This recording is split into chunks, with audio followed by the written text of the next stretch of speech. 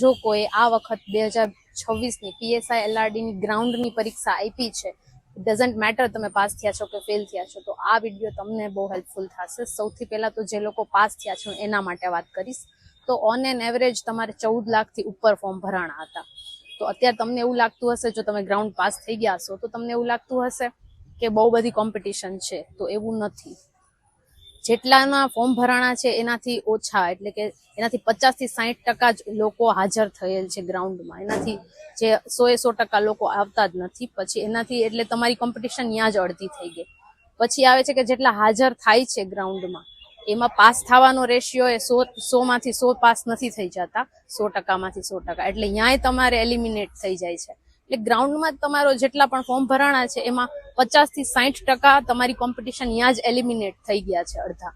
તો તમારા માટે બહુ બ્રાઇટ ચાન્સ છે.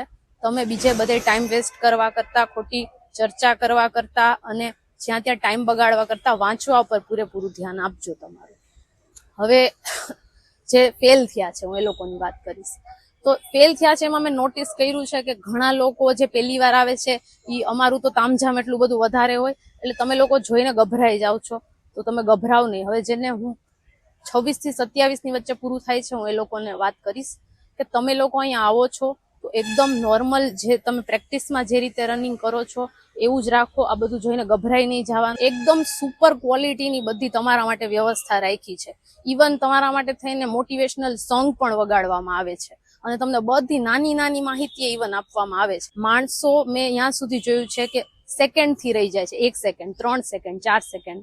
હવે દિલ તો તૂટીને કટકા થઈ જાય તમારા ને અમારાય, પણ આપણે કરી કોઈ કાંઈ ન શકીએ, બરાબર.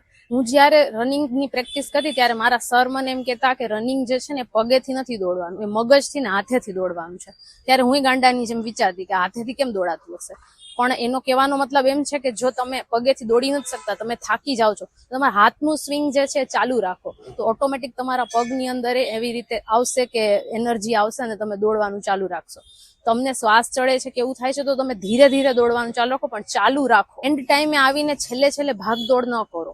તમારું જે જગ્યાએ સેન્ટર છે અહીંયા આગલા દિવસે આવી જાઓ અને કાં પછી જે ટાઈમ છે એના કરતા વહેલા આવી જાઓ. પછી તમે એન્ડ ટાઈમે આવો છો ને દોડાદોડી કરો છો ને તો તમારી અડધી એનર્જી તો એમાં જ વેસ્ટ થઈ જાય છે.